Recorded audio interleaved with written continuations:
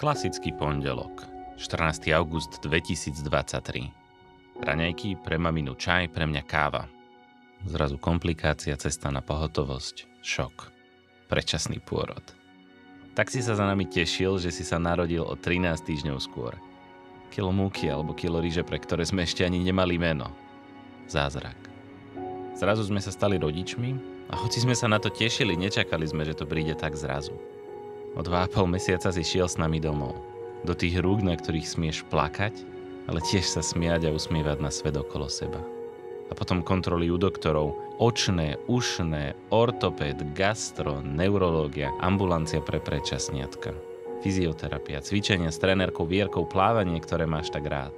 Ponožka na sledovanie dýchu, s ktorou sme aj my mohli v noci v pokoji spať. Áno, bolo toho dosť. Bol to ťažký rok, no s tebou by sme to absolvovali pokojne ešte raz. V tvojich očiach vidím našu krásnu maminu a úsmev máš že vraj po mne.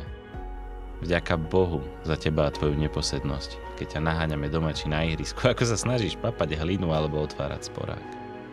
Nezabudni, vždy sme tu pre teba. Pre náš malý veľký malíček. Každé 13. dieťa na Slovensku sa narodí predčasne. 17. november. Svetový deň predčasne narodených detí. Malíček. Podporujeme rodiny s predčasne narodenými deťmi. Ďakujeme našim partnerom za podporu.